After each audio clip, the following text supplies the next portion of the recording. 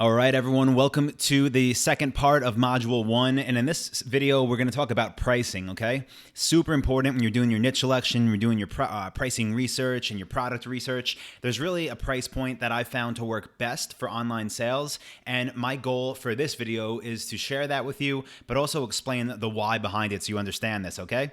So remember this guy from the last video? Let's give him a name. We'll call this guy Tim, okay? So at this point, he is probably thinking, okay, let me find something to sell. Now he's thinking about what type of products that he wants to sell online.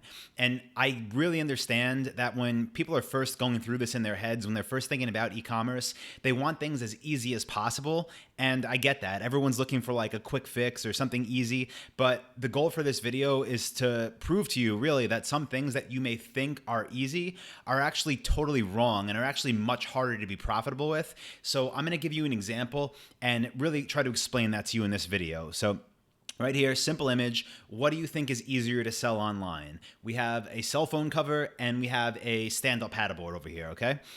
Let's say for the cell phone case. I know when people are thinking about this, and it comes up so often as something people want to sell online, they have a lot of ideas as to why it's so great, right? First of all, that they're light and they're easy to ship. Second of all, there's a huge demand. I mean, literally everyone in America above the age of, probably like 12 now has a cell phone.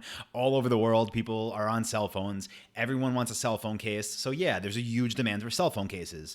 What else do people think about it? Well, there's so many styles and variations. I mean, there's so many different phones and there's so many different covers. There's always new ones coming out. People think they can design their own. And it just seems like something like, well, it's easy to ship. There's a huge demand and there's so many variations that of course I could sell these, okay? So I hear that all the time. Now let's move on to that other product that I showed you, okay? A stand-up paddleboard. Now if I gave this to someone as an idea for a product to sell online, I get this too, because I ask people, I say, what do you think about this? And they say, well, it's large, it's heavy to ship. I'm not really sure how that would work. It's probably expensive, right? Like, do people really spend that much money online?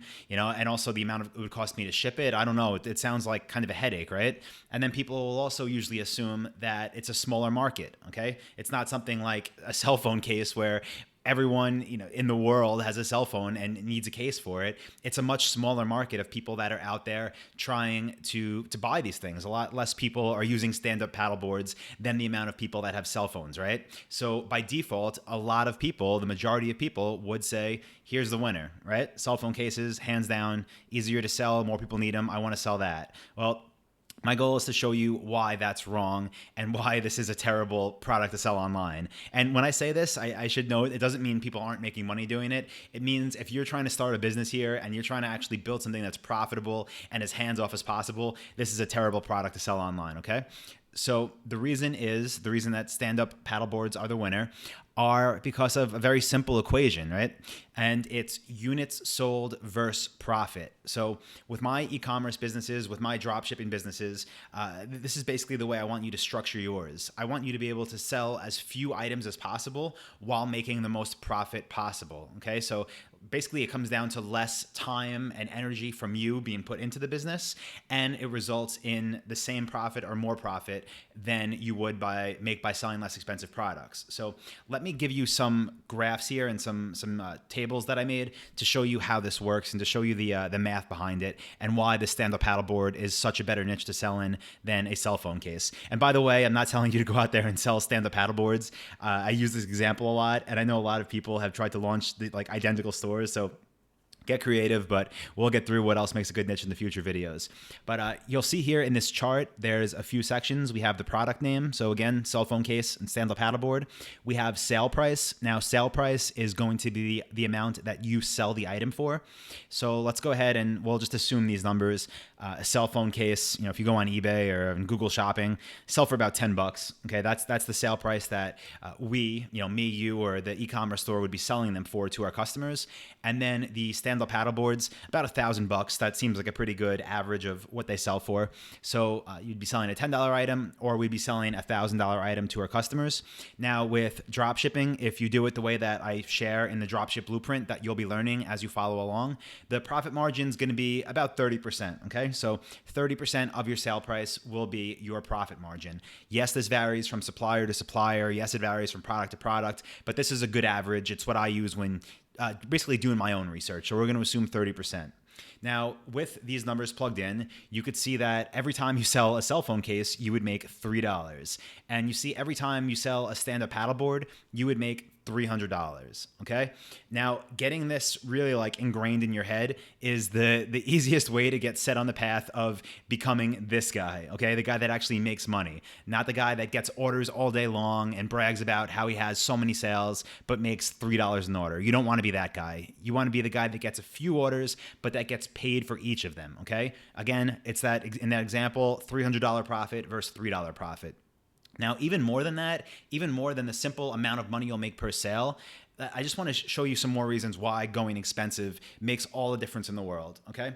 Let's say you're building your first store, right? It's your first time in e-commerce, you're building your first dropshipping store, you're following this course, and let's say that your target monthly income, profit, okay, not sales, profit, is $3,000 from your first store. That's what you want to do. You want to set up one store, you want to really do good with it, you want it to make you $3,000 net profit a month, okay? We're going to use the same examples with the cell phone case and with the stand-up paddleboard. Now, again, the $3 is what you would make per sale for a cell phone case, and the $300 is what you would make per sale for the stand-up paddleboard. So in the column on the far right, it says sales needed to reach TMP. TMP stands for target monthly profit. So this is how many units you would need to sell to make your I guess what would you want to make your $3,000 a month net profit, okay? For cell phone cases, you would have to sell 1,000 of them in a month. 1,000 of them in a month. That's insane. I've never sold 1,000 of anything in a month. For stand-up paddleboards, you would only have to get 10 sales. Okay? So one thing that I'll say is, yes, if you sold cell phone cases, it would be easier to get 1,000 sales. And if your first thought is like, wow, what if I sold 1,000 stand-up paddleboards a month? I'm going to tell you right now, that's probably not going to happen. Maybe you can sell 20, maybe you could sell 10, 20, maybe 50. But with something smaller and cheaper, like a cell phone case, it is possible, and something that's in higher demand, it is possible to sell, many more of them. But my goal here is to show you why you don't want to do that. Just because you can sell a lot more of an item, if it's an inexpensive item, you do not want to do that. It's a complete waste of your time. I mean, just look at this, okay? 1,000 orders a month, that's what causes someone to go crazy. 1,000 orders a month means you have to have not just more traffic coming to your site, but it means you have people calling your business. They're emailing you before they place orders with support questions. It means after the orders are placed, you have to process them. It means that when people get something and maybe it was damaged when it was shipped, or maybe they got the wrong item, they're going to be contacting you. And if you're selling 1,000 items a month, this is going to happen. It's just such a large amount of people that are being put through your system you're having to do work for, that you're going to go crazy over it, and it's not worth it for $3,000 a month. That's what I'm trying to prove with you here. Now, with 10 orders a month, very easy to process, okay? I mean, think about that. It's 10 orders a month coming to your website. That's what makes you this guy. Orders come in, you submit them to your supplier, the supplier ships it, everyone's happy. At the end of the month, you did the work of processing 10 simple orders to make the same $3,000. So basically, it's the same business. That's what I want to explain here. Whether you build the cell phone case store or whether you build the stand-up paddleboard store, it's the same amount of effort in. But for one of them, if you want to make $3,000 a month, you need to go crazy processing orders. You need a staff, you need multiple suppliers, you need people on the phone, you need people on live chat. It's crazy. But for the stand-up paddleboard example, to make the same amount of money, you only have to sell 10 items a month. Now, let me take this even further. I want to talk about some more of the benefits of selling, more expensive products. So, like I mentioned, less customer service, and this is huge because the name of this course, the way that we do business, we build a lifestyle business, and you're in dropship lifestyle. I'm trying to teach you what we do, which is build businesses that do not require a lot of customer service. Either, there's a couple of reasons why we don't like it. One is because it causes headaches and you have to hire more people, and because why? There's easier ways. So the benefit of selling more expensive products is that there's less customer service. Another benefit is that there's less orders to process. So again, less really room for error. If you have to process 10 orders per store, not that many things are going to go wrong. I'm pretty sure people could focus enough to get 10 orders processed correctly. And the last thing is that it's easier to buy paid traffic. And this is huge. And I really, really, really want everyone to understand this. Now, traffic, we have a whole module on it. You're going to learn a ton about it when we get there in module 6. Traffic means getting people to find your store, getting them to come to your store. Now, if you sold a product where you only made $3 profit, you cannot afford to basically spend money for traffic. Because if you spend $1 to get someone to your store and you only make $3 if they buy, not everyone you send is going to buy. Not one of every 3 people is going to buy. So you're going to lose money. So once you start selling these more expensive products where you actually make a real sustainable amount of money on each sale, then buying paid traffic becomes easier and easier. And part of Dropship Lifestyle is teaching you how to really just maximize the effectiveness of paid traffic. And if you follow this entire course and put all of these concepts together, then buying traffic becomes easy, it becomes cheap, it becomes efficient, and getting to a point where you're making those 10 sales per store or more really becomes, very, very doable. So I want this all to just kind of click. And even though you don't know about traffic yet, just know that this is one of the main reasons also for selling expensive products. Now, let me show you one more chart here, okay? This is just getting back on the point of traffic, showing you how much traffic you would need for each store to reach that target monthly unit sold. Again, we said that we wanted to make $3,000 a month net profit, right? And we determined that for cell phone cases, that meant we had to sell 1,000 units of them. And then for stand-up paddleboards, we determined that to make that $3,000 a month, we only had to sell 10 of them, okay? So the conversion rate, which means how many people come to your store versus how many people buy. If you follow this course and you ask me questions and you participate in our forum, the goal between good traffic and a great site is to have a 2.5% conversion rate, okay? That means that out of every 100 people that come to your site, 2.5 people will buy. So out of every 200 people that come to your site, you'll get 5 sales, okay? So 2.5% conversion rate, that's the goal. So let's look at how much traffic we need in each one of these scenarios to reach our target monthly income. And again, this is at a 2.5% conversion rate, trying to make $3,000 net profit a month. It's crazy here. This is where things really get interesting.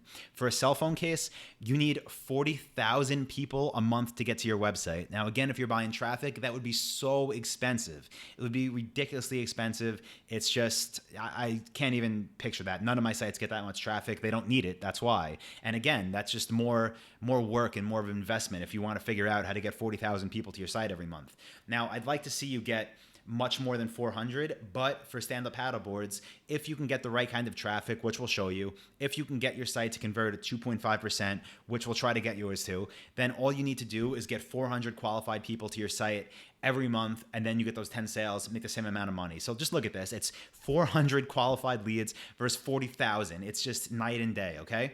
So I want to take you back to the beginning when I showed you those 2 examples, the cell phone case, the stand-up paddleboard. I hope by now you realize that you should not be selling inexpensive items. There's no reason for it. It makes everything harder. It puts more work on your plate. And honestly, if you get one thing out of this entire course, you're only in video number 2 by now of Dropship Lifestyle. I hope this is totally changing the way you look at online business, because selling inexpensive items does not lead to you making money as a business owner unless you want a huge team for customer service and support behind you, okay? I hope that's a huge takeaway you have already. So let me just mention this while I have you here and we're in the pricing module. People always ask me, like, how should I price my products? Now, again, we're doing drop shipping. We're selling other people's products. And people are always curious, like, well, what should I charge? Let's say I sold a stand-up paddleboard. Should I just make it $1,000? No, you shouldn't. You should always look for suppliers who enforce what's called MAP policies. And I'm going to get much more into this in Module 2 when showing you how to do research for different suppliers. But basically what you need to know right now is that MAP stands for minimum advertised price. And when you're doing your research in Module 2, which I'm going to show you how to do, you want to find suppliers that actually have pricing controls. So they don't just let their retailers sell for whatever price they want to. So you are a retailer, you're selling for a supplier. You want suppliers that have minimum advertised pricing controls. And what that basically means is that they're going to tell you what to sell their products for. There'll be a minimum that you cannot go under. And yes, that's a good thing, because that means that all of your competition can't be undercutting each other, selling for less and less money till no one makes any money. So how you price your products is basically by getting a price list from your suppliers and uploading products with the prices they tell you to. That's how we price products. So again, we'll hit on this much more later, but it's something I did want to mention now because it's a question I always get. So let's move on to pricing criteria and the criteria that my team and myself use when we build new stores. Now, I always want MAP, so minimum advertised price, again, for my core products to be $200 or more, okay? And ideally higher. I do really think that, you know, the more expensive you can go, the better. There are, of course, limits to how much people spend online, you know, with just taking out their credit card. My average price points on my stores are above 1,000, but 200 is really my cutoff for the less expensive ones. And the reason is, you know, I want to be able to make money every time I get a sale. I don't want to sell $100 items and have you know, $20 come in my way as my profit. I want to make some money every time I get a sale. So people usually ask me, like, what should you do with products that are less expensive? And I'll give you an example. I think the best way for me to do this is just actually show you. And when I say core products, I mean your main niche products. So let me show you what this means. And for the less expensive products in your niche, I do think that they should be sold as add-ons and upsells. So here's an example of this. Okay, again, MAP for core products should be equal to $200 or higher. So let's take that stand-up paddleboard, right? In this example, this is my niche product, so I'm calling this my core product. We build niche-specific stores, so when I built a store for this, it's going to be a stand-up paddleboard store. It's not going to be a dropship store that sells everything in the world. It's going to be a stand-up paddleboard store, and these are my core products. Now, of course, like I showed you, they are more than $200. They meet the criteria. Great. So there's more criteria we'll get to in later videos, but as of now, great. I have stand-up paddleboards. They are my core products. Now, I also just said that less expensive products can be add-ons and upsells, and here's what that means. Let's say we have this product right here, right? A stand-up paddleboard bag. Now, this is an example. I haven't done the research on it. I don't know what they cost, but let's just say that it's a $150 item, right? Now, that doesn't meet my criteria to be a core product because the price is not above $200. So it doesn't mean I wouldn't sell them, but I wouldn't want to have them on my website as products that I'm sending traffic to, that I'm buying traffic for, that I'm trying to promote, because again, the profit per sale just isn't high enough. So what I would do with this product is have it as an add-on to my product pages or as an upsell. Now, this might not make sense to you yet. It will as we progress through the course and I show you how this is done. But if you want to try to visualize this now, let's say I had a stand-up paddleboard store and you came to it and you were on my product page. Right around the add to cart button, you would see another little box that said, we also sell this stand-up paddleboard bag. Would you like to add this to your order? It would have the price, $149. And if you clicked add this to my order, then it would be added to part of your stand-up paddleboard order, which means I just make more money for that sale, but I'm not focused on the bags, which are the less expensive products, as my core product. They would never be my core product because the price is not high enough. Now, as we move through this module, I'll give you more and more examples, but I wanted to show you now like what we do with those less expensive products. It doesn't mean that we drop them. It doesn't mean that we don't sell them, but they are not our core products. They either become add-ons or upsells that we could just make more money off of, but they are not our core offers because the price is not high enough. So that's going to do it for the pricing video. Any questions, just go ahead and ask them below this video in the comments box, or jump over to our forum and ask there. And whenever you are ready, move on to the next video, and I will see you there. Thank you.